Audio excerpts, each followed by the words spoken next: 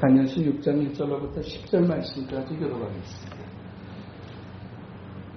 다리오가 자기의 뜻대로 고관 120명을 세워 전국을 통치하게 하고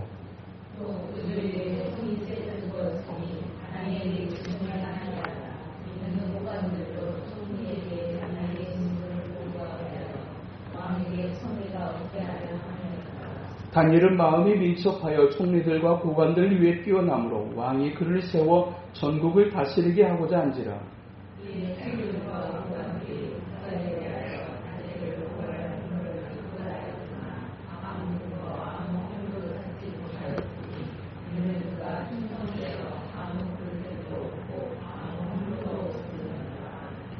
그들이 이르되 이 다니엘은 그 하나님의 율법에서 근거를 찾지 못하면 그를 고발할 수 없으리라 하고 총리들과 고관들이 모여 왕에게 나아가서 그에게 말하되 다리오왕이여 나를 중감하옵소서. 나라의 모든 총리와 지사와 총독과 법관과 관원이 의논하고 왕에게 한 법률을 세우며 한 금령을 정하실 것을 구하나이다. 왕이여 그것은 곧 이제부터 30일 동안에 누구든지 왕 외에 어떤 신에게나 사람에게 무엇을 구하면 사자굴에 던져넣기로 한 것이니이다.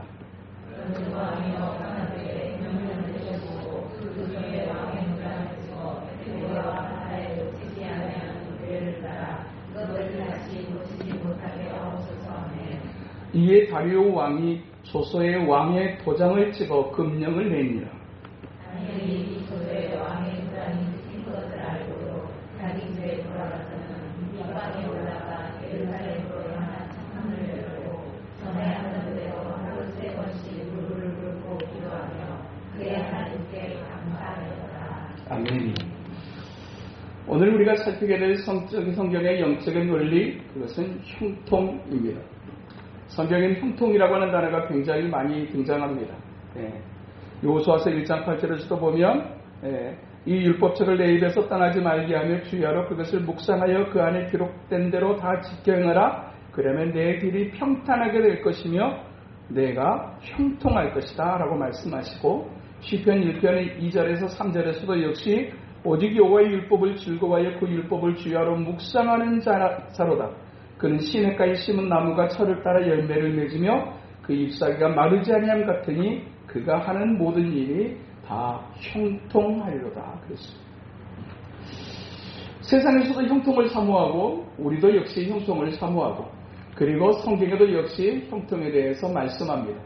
그러나 세상이 말하는 형통과 성경에서 말하는 형통은 약간의 차이가 있으니 모든 일이 잘 풀리고 잘 되어지는 사통팔달의 어떤 의미의 형통의 의미가 세상의 형통의 의미라면 성경이 가르치는 형통의 의미는 그가 가지고 있는 재난과 은사를 활용하여 하나님의 기뻐하시는 사명을 성취하는 것, 그것을 성경은 형통이라고 얘기합니다. 곧 세상의 형통은 자기가 원하고 자기가 하고 싶은 대로 모든 것이 잘 되어지는 그것을 말하는 형통을 이야기하지만 하나님께서 말씀하시는 형통에는 사명과 연결되어지는 형통을 의미한다라는 얘기입니다. 그러니까 하나님께서 우리에게 어떤 일을 잘되게 하셨다면 하나님이 잘되게 하셨다라고 하는 것으로 끝나서는 안 된다라는 얘기입니다. 하나님께서 내가 수고하고 애씀이 분명하게 있지만 사실 우리가 수고하고 애쓴다고 해서 모든 일이 잘 되어지느냐? 결코 그렇지 않습니다. 내가 그렇게 수고하고 내가 그렇게 일했음에도 불구하고 안 풀리려고 하게 되면 얼마나 답답할 수 있는지 하는 것을 우리는 세상에서 얼마든지 경험합니다. 그러나 내가 수고하고 노력했던 것에 관한 결과가 내가 기대했던 것으로 또한 모습으로 나타나게 될 때 그것을 세상이 말하는 형통이라고 말하고 우리도 역시 그것을 형통의 관점에서 바라봅니다. 그러나 우리가 한 가지 더 그 형통의 삶에 직면하게 되게 될 때, 경험하게 될 때 우리가 기억해야 될 한 가지, 하나님께서 왜 내게 이와 같은 형통을 주셨는가라는 것입니다. 하나님은 우리에게 그냥 네가 이 땅에서 정말 잘 살았으면 좋겠어. 네가 정말 이 땅에서 부자가 됐으면 좋겠어. 네가 정말 이 땅에서 네가 하고자 하는 대로 다 됐으면 좋겠어. 이것이 하나님의 기뻐하시는 뜻이 아니라는 얘기입니다. 물론 근본적인 측면에서 하나님은 자기 백성들이 잘 되기를 원하십니다. 그런데 하나님의 사람들이 꼭 기억해야 될 한 가지, 뭔가 잘 되고 있다고 느끼는 순간, 이제 정말 안정감 있게 하나님께서 우리의 삶을 풀어주시고 있다는 사실을 느끼는 순간에 우리가 한 가지 고쳐야 될 하나가 있다는 것은 하나님께서 왜 내게 이와 같은 형통을 허락하시는가라는 것입니다. 그 형통에는 분명한 하나님의 의도, 하나님의 목적이 있다는 얘기입니다. 그 잘됨을 통해서 하나님께서 계획하시는 또 다른 일이 있음을 오늘에게 말씀해 주고 있는데, 성경에 등장하는 수없이 많은 하나님의 사람들 가운데 형통이라고 하는 단어를 감히 그의 인생 속에 붙일 수 있는 몇 사람 되지 않는 사람 가운데 오늘 본문에 등장하는 다니엘이 역시 형통한 삶을 살았다라고 말할 수 있는 삶이었을 것입니다. 성경에서 말하는 형통이라고 하는 것은 단회적인 형통을 이야기하지 않습니다. 단회적인 그냥 어쩌다가 한번 그냥 우연처럼 그냥 형통했던, 그때 내가 참 잘 됐었어, 그때 참 좋았었어 라고 하는 그런 어떤 단회적인 형통을 말씀하지 않으시고, 성경에서 우리에게 주고자 하시는, 말씀하시는 그 형통은 지속적인 형통을 이야기합니다. 그리고 또 성경에서 우리에게 말씀하시고 주시고자 하는 그 형통을 경험했던 이 다니엘의 인생을 통해서 우리가 보게 되는 것은, 하나님이 주시는 형통은 환경과 시대를 초월하는 형통이라는 사실을 우리가 보게 됩니다. 사실 우리가 다니엘서를 우리가 읽은 사람이라면 잘 알듯이 다니엘은 소년 시절에 나라를 잃고 나라를 잃은 그것 때문에 바벨론의 포로로 잡혀갔던 10대 초중반의 그런 아주 어린 소년에 불과했던 사람이었습니다. 그런데 그가 바벨론에 의해서 포로 잡혀가고, 그렇게 포로 잡혀간 사람들 가운데 특별하게 구별되어진 몇 사람 가운데 한 사람으로 뽑혀가지고 이제 공중에 이제 여러 가지 법도를 가르치는 사람들에 의해서 3년 동안 훈련을 받게 됩니다. 그리고 나서 나중에 이제 바벨론의 왕 느부갓네살에 의해서 이제 그 훈련받았던, 얘들은 좀 쓸만한 애들이겠다 싶어서 그 사람들이 이제 단체로 훈련을 받고 3년의 시간이 지나고 난 다음에 느부갓네살 왕 앞에 서게 되어지는데, 느부갓네살 왕이 3년 동안 훈련받았던 그 사람들을 한 사람 한 사람을 면접하고 면담하고 살펴보면서 이 다니엘에게 머물러서 그가 깜짝 놀라게 됩니다. 지혜로운 사람을 찾았고 대단한 사람을 찾았는데, 우리를 이롭게 할 사람을 찾았는데, 그 사람의 지혜가 어느 정도였느냐? 그 당시에 가장 똑똑하고 유명하다고 하는 술객과 박사들보다 그의 지혜와 총명이 10배나 낫다고 그랬어요. 그러니까 내가 지금까지 본 사람 가운데 얘처럼 똑똑한 애는 내가 보지 못했다라고 할 정도로 지혜와 총명에 있어서 탁월했던 사람, 그래서 느부갓네살 왕에게 한눈에 들어오게 됐던 사람, 그 사람이 다니엘이었습니다. 어떻게 그랬다고 해봤자 이제 약간 20세 정도밖에 안 됐었을 거거든요. 이제 약간 20세 정도밖에 안 되는 그 다니엘이 얼마나 총명했기에 도대체 이 바벨론 왕이었던 느부갓네살은 그를 이 바벨론의 총리로 세우게 됩니다. 그러니까 그가 느부갓네살이 한두 사람 받겠습니까? 똑똑하고 대단하다는 사람 한두 사람 받겠습니까? 그 강력한 제국의 왕이었으니까 얼마나 많은 똑똑한 사람들, 대단한 사람들을 만나봤을 거예요. 그런데도 불구하고 얘여야 된다, 이 사람이어야 된다라는 생각을 한 번에 하게 했던 사람, 그 사람이 다니엘이었어요. 성경에 기록한 대로 다니엘서 1장에 보니까 박사와 술객들보다 지혜와 총명이 10배나 나올지라. 그러니까 아주 탁월이었어요. 그래가지고 이 바벨론의 총리가 되고 난 다음에 그 시대를 총리로서의 삶을 살아가는 것뿐만 아니라, 이제 이 바벨론의 왕이었던 느부갓네살 왕이 지나가고 벨사살 왕이 등장할 때도 벨사살 왕이 다스리던 시대에도 그 바벨론의 총리가 되어졌고, 그 바벨론이 결국은 이제 멸망하게 되고 새로운 제국 페르시아 제국 시대로 넘어가게 되는데, 그 과정에 있었던 메데 바사 시대가 있었었는데, 이 메데 바사 시대에 있었던 다리오 왕에게도 역시 은총을 입고 그의 총명을 이 다리오 왕도 보았어요.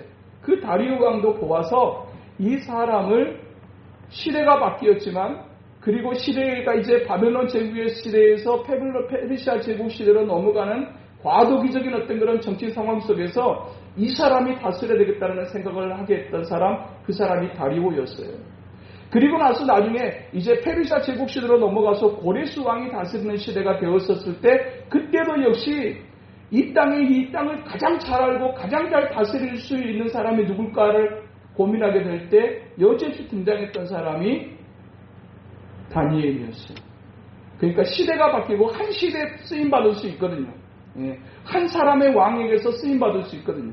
그런데 이 다니엘이라고 하는 사람은 20세 약간의 나이에 총리가 되어져 가지고 그 제국이 무너졌음에도 불구하고 다음 제국의 시대의 과도기 때에도 총리, 그리고 새로운 제국의 시대에도 역시 총리로서의 삶을 살았던 사람. 형통이라고 하게 될 때 이 사람보다 더 형통한 사람이 어디 있어요? 시대가 바뀌면 그 시대와 함께 사라져갈 수밖에 없고, 그 사람 총리했던 왕이 사라지게 되면 그 사람과 함께 사라질 수밖에 없는데, 시대와 상관없이, 사람과 상관없이, 심지어 제국과 상관없이 하나님 앞에 쓰임받는 삶을 살았던 사람, 형통한 삶을 살았던 사람, 이 사람이 바로 다니엘이었어요. 한 사람의 인생을 살피는 것이 중요한 이유, 그것은 그 사람에게서 중요한 삶의 비결을 볼 수 있기 때문에 그렇습니다. 우리가 어린 시절에 왜 위인전을 아이들에게 많이 읽혀주느냐? 삶의 모델을 삼기 위해서입니다. 너도 이렇게 살아있으면 좋겠다. 너희도 이렇게 살아야 된다. 그러면 이렇게 될 수 있다라고 하는 어떤 그런 가능성에 초점을 맞추고 우리는 어린 아이들에게 위인전을 자꾸 읽혀줍니다. 성경에도 역시 위대한 하나님의 사람들을 끊임없이 이곳에 자기 하신 하나님의 이유가 있다면 그것은 우리의 삶의 모델로 그 하나님의 사람들을 세우기 위해서입니다. 그 사람들이 그런데 어떻게 그렇게 대단한 형통한 삶을 살아갈 수 있었을까에 대한 비결을 우리에게 또 여전히 들려주기를 원하시고, 그것을 통해서 하나님의 백성된 우리가 하나님 앞에서 그렇게 형통한 삶, 하나님이 기뻐하시는 삶을 향해 나아가기를 사모하고 원하시기 때문입니다. 그 다니엘은 도대체 어떻게 형통한 삶을 살아갈 수 있었을까? 시대가 바뀌고 제국이 바뀌고 사람이 바뀌었음에도 불구하고 여전히 왕의 총위를 잇는 그와 같은 형통한 삶을 살아갈 수 있었을까? 그 사람만의 형통이 아니라 그 형통이 나의 삶으로 이어지기를 원한다면 우리가 이 다니엘의 형통의 비결에 주목할 수 있어야 할 것입니다. 첫 번째, 우리가 다니엘의 형통한 삶을 우리가 보게 되게 될 때 거기서 발견하게 되는 가장 큰 형통한 삶의 비결, 그것이 무엇일까? 우리가 생각해 볼 수 있는 첫 번째 그 비결은 우선순위를 따라가는 삶, 이것입니다.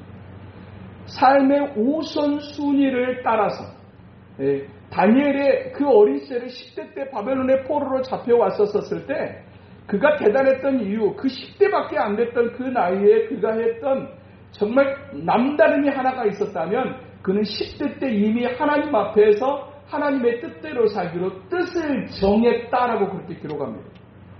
뜻을 정했던 사람, 뜻을 정하며 사는 것, 그리고 그 정해진 뜻을 따라서 평생을 살아간다라고 하는 것이 얼마나 쉽지 않은지. 어릴 때 우리가 잠깐 결심할 수는 있거든요. 나이가 들어서도 우리가 결심은 자주 하거든요. 그런데 그 결심이 얼마나 쉽게 무너지는가 하는 것을 우리는 작심삼일이라고 하는 단어 속에서 우리가 충분히 공감하게 됩니다. 내가 이번 주에는 정말 내가 성경도 가까이 하고 성경도 꼭 읽어보고 기도 시간도 빠지지 않고 해보고 다 결심하고 은혜 받으면 그 결심이 쓰잖아요. 그죠? 다 은혜 받은 증거가 뭐냐면 결심하게 한다. 그런데 그 은혜가 얼마 정도를 가느냐? 3일을 넘기기가 쉽지 않다.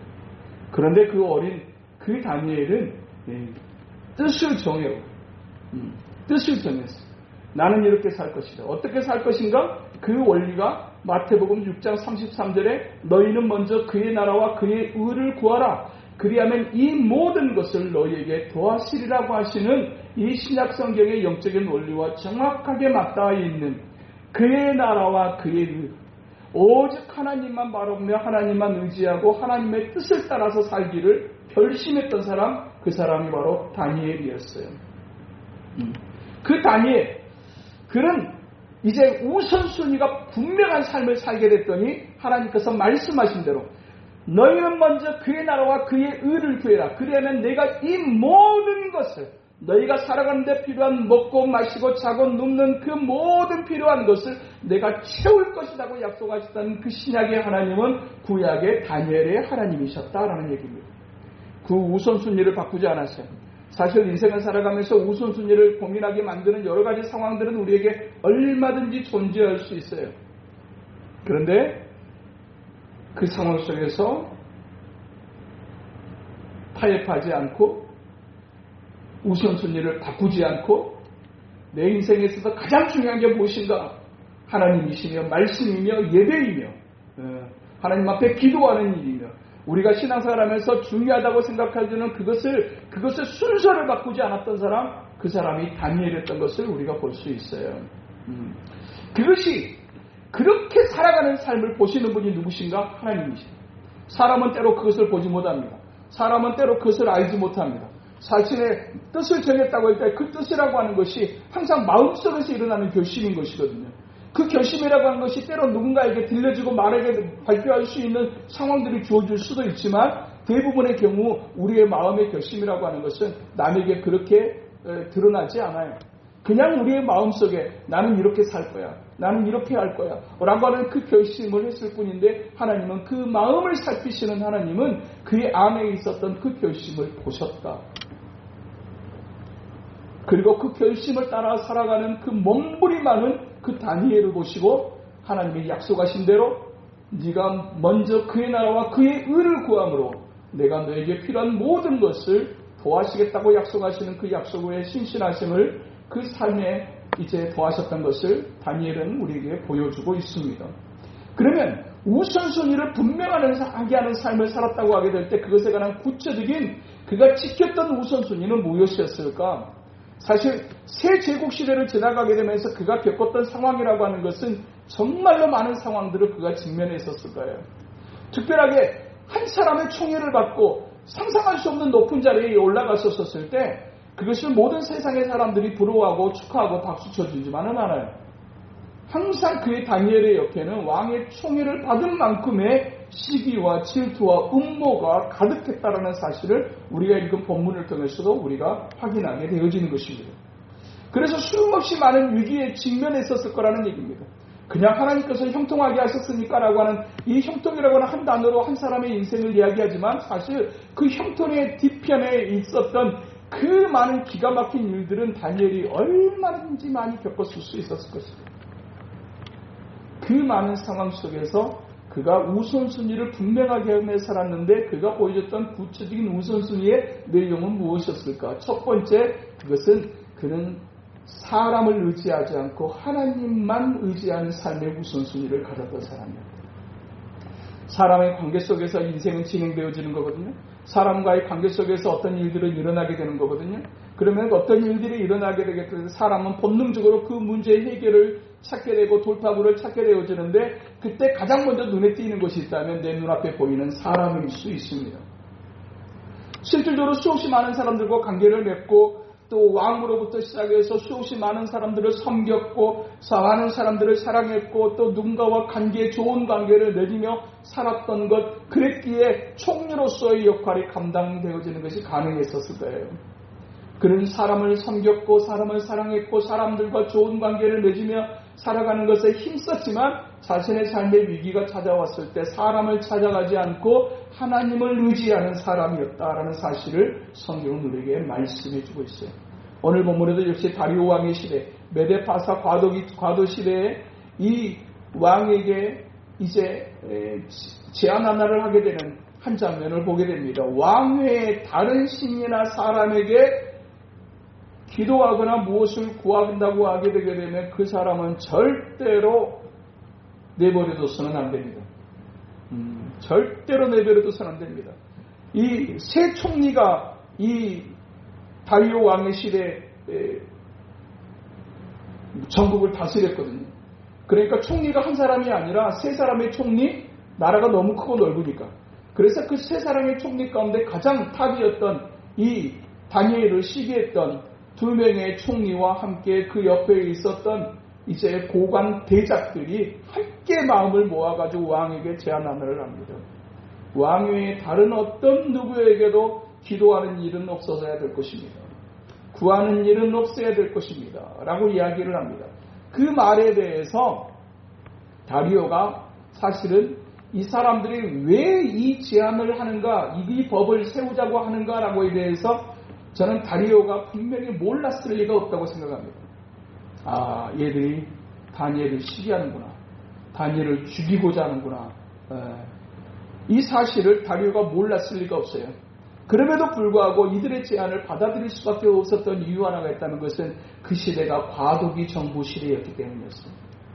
그러니까 안정되어진 어떤 제국이 형성되어지고 그 안정되어진 제국의 안정된 왕권을 가지고 있었던 다리오였다면 그들의 어떤 그런 이야기에 그렇게 쉽게 동의하기는 어려웠을 거라는 얘기입니다. 그러나 불안정한 시대, 이제 메데와 바사, 이 메데라고 하는 제국과 나라와 페르시아라고 하는 이 나라가 힘을 이제 합계 연합을 해가지고 새로운 제국 바벨론을 물리치고 이제 새로운 제국을 세워가는 이 과도기적인 상황 속에 세워진 다리오 왕이었기에 그의 입지가 불안정할 수밖에 없었어요. 그런 상황 속에서 그들이 무슨 의도를 가지고 이야기하는지를 알면도 불구하고 그것을 허락할 수밖에 없었죠. 30일 동안입니다. 30일 동안 만약에 왕위의 다른 신에게나 누군가에게 무엇을 구하거나 기도하게 되는 것이 발각되어진다면 그는 사자굴에 던져내야 할 것입니다. 라고 하는 제안에 수용하게 되어지는 그와 같은 그 음모 속에 그가 있었습니다. 그런 상황 속에서 그가 붙잡고 의지하고 매달렸던 것은 다리오 왕이 아니라 하나님이었다라는 사실을 우리에게 말씀해 주고 있어요. 사람을 믿을 것입니다.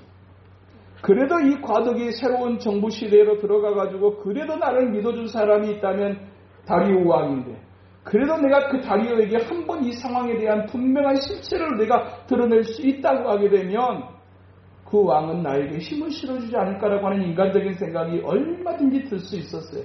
그럼에도 불구하고 다니엘은 다리오를 찾아가지 않습니다.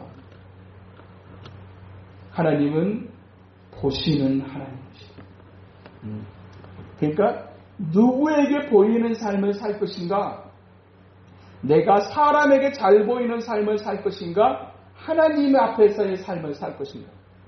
한 부분으로 목회라고 하는 것은 성도들의 영혼을 생각하고 기도하고 지도하는 역할을 하지만 한 부분으로는 기도하면서도 너무 디테일하게 지나치게 개입할 필요는 때로 없다는 생각이 듭니다.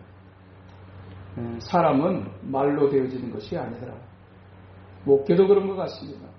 결국은 누가 하셔야 되느냐? 하나님이 하셔야 됩니다.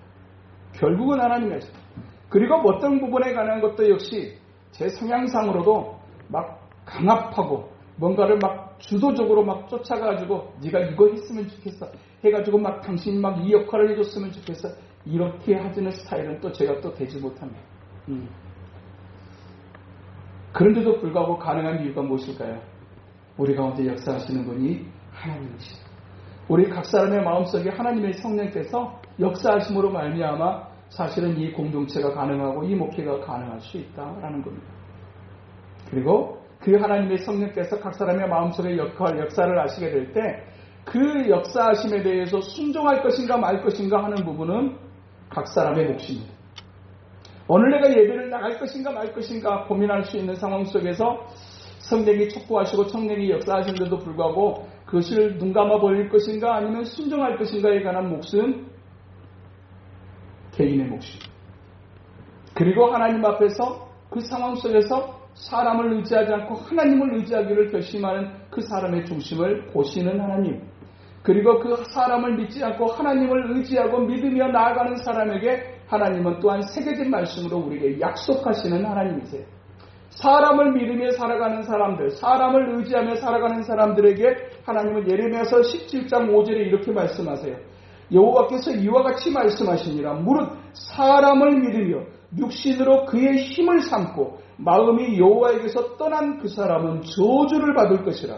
그는 사막의 떨기나무 같아서 좋은 일이 오는 것을 보지 못하고 광야의 간조한 것 건건한 땅 사람이 살지 않는 땅에 살리라. 그러나 또 그 이후에 이 예레미야서 17장 6, 7절 이하에 이렇게 또 말씀합니다. 그러나 무릇 여호와를 의지하며 여호와를 의뢰하는 그 사람은 복을 받을 것이라.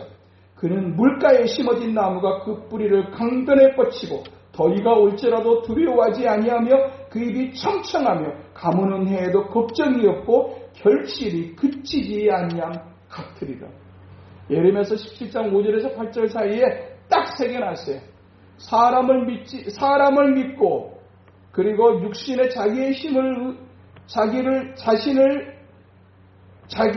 힘으로 삼고 마음으로 하나님께로부터 떠난 사람에게는 내가 이렇게 하겠다. 저주받은 인생을 살게 하겠다. 하나님이 스스로 당신이 유일하게 매이시는 것 한 가지가 있다면 그것은 하나님의 말씀입니다. 이것을 우리는 테스트먼트라고 말합니다. 하나님이 약속하신 것. 그래서 하나님이 그 어떤 것으로 매이지 않으시지만 하나님이 딱 한 가지에 매이시는데 당신이 하신 말씀에 스스로 매이십니다. 그러시면서 말씀하십니다. 사람을 믿으며 자기의 것을 육신을 힘으로 삼고 살아가는 사람들에게는 저주가 임하게 될 것이다. 그러나 하나님을 의지하며 오직 하나님만을 의뢰하는 그 사람에게는 복을 받게 하겠다라고 하나님이 말씀하세요. 어느 정도의 복이냐? 물가에 심어진 나무가 뿌리를 강변에 뻗치고 더위가 올지라도 두려워하지 아니하고 그 입이 청청하며 가무는 해에도 걱정이 없고 결실이 그치지 아니하도록 그런 것과 같이 내가 그의 삶을 축복하겠다고 말씀하세요.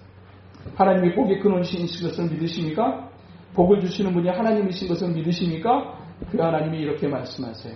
하나님을 의지하고 오직 하나님을 의뢰하는 사람에게 내가 복을 줄 것이다. 생명이 경각간에 놓여졌는 그 상황 속에서 하나님은 다니엘을 보셨어요.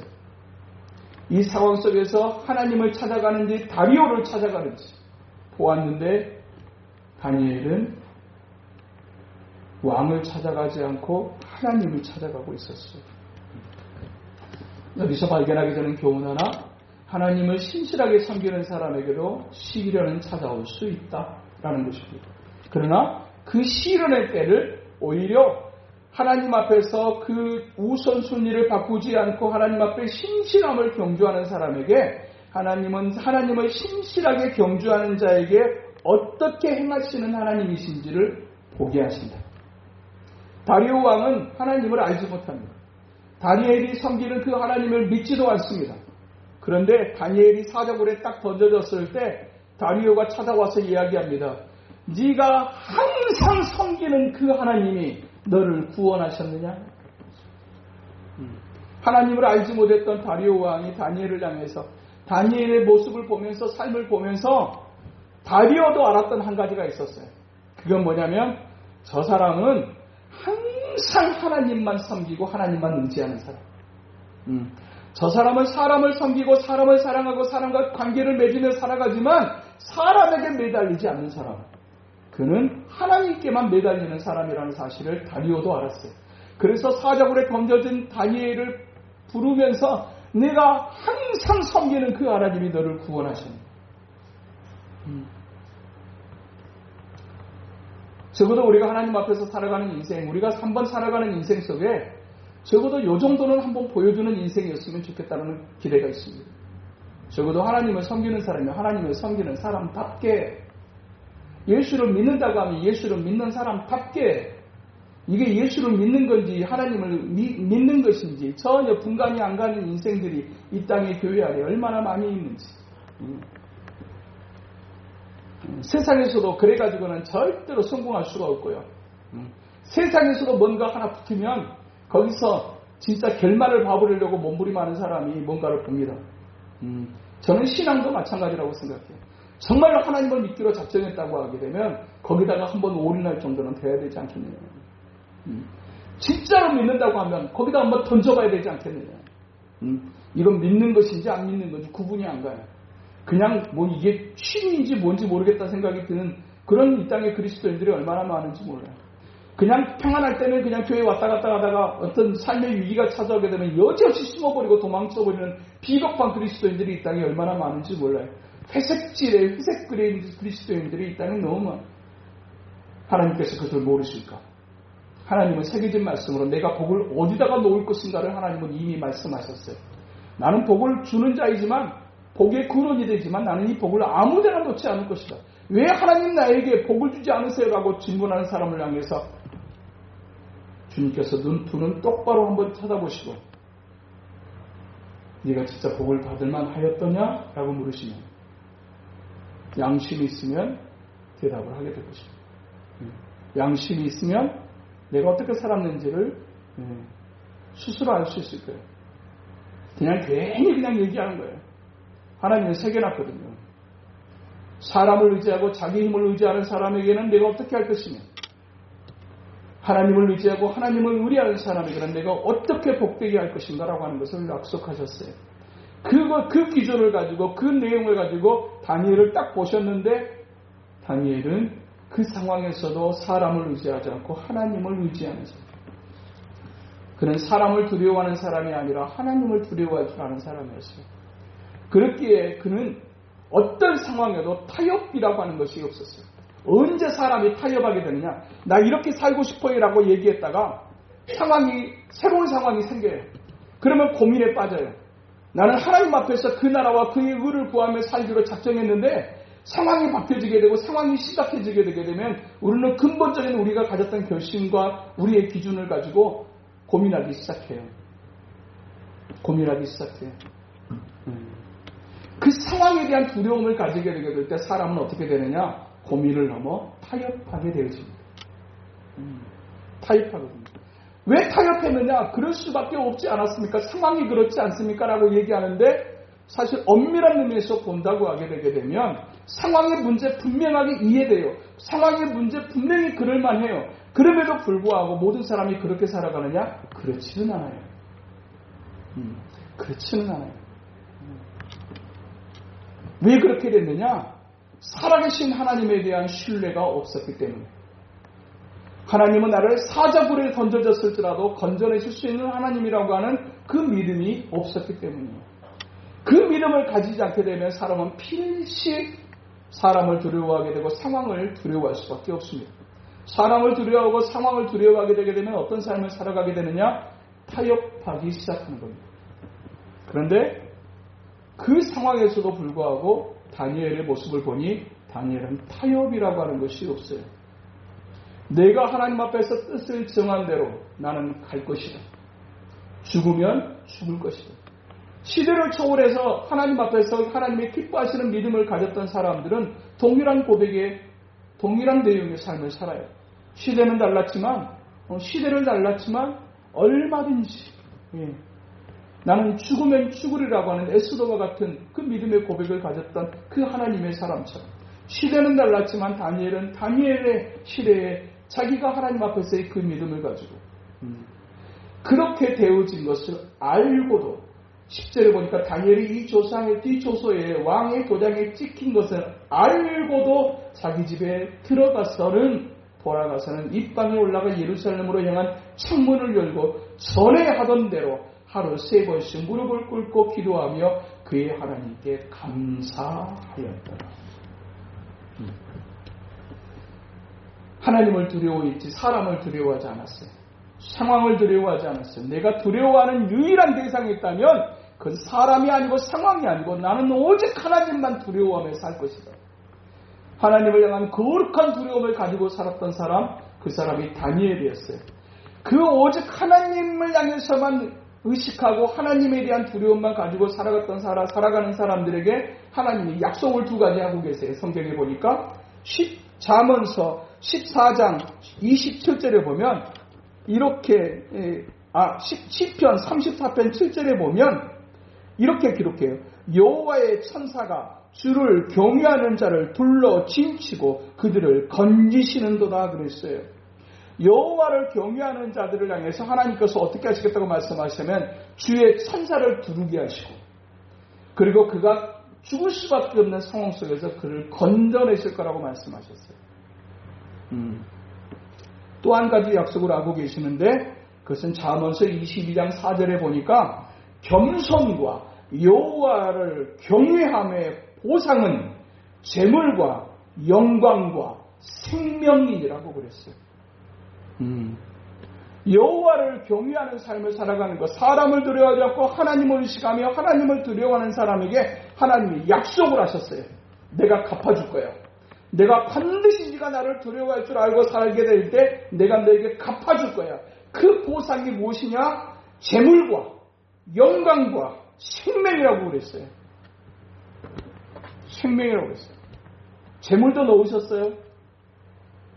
재물도 넣으셨어요. 그리고 영광스럽게 네가 사람들 앞에 와, 저 사람 대단하다. 야, 진짜 저 사람 부럽다 하도록 하나님께서 하게 하시겠다고 말씀하셨어요. 그리고 너의 생명을 내가 보존할 것이라고 약속하셨어요. 인생 살아가는데 재물, 영광, 생명, 그러면 신앙 안에서도 끝 아닙니까? 이 비결이 어디 있을까? 겸손, 그리고 여호와를 경외함. 공부 잘하면 재물 줄게. 세상은 그렇게 말해요. 네가 적당히 타협하면 내가 너에게 이익 남겨주게, 물질 줄게, 세상에 영광 줄게라고 얘기해요. 그래서 수없이 많은 사람들이 그렇게 타협하고 그렇게 분화비처럼 달라들다가 결국은 다 죽어요.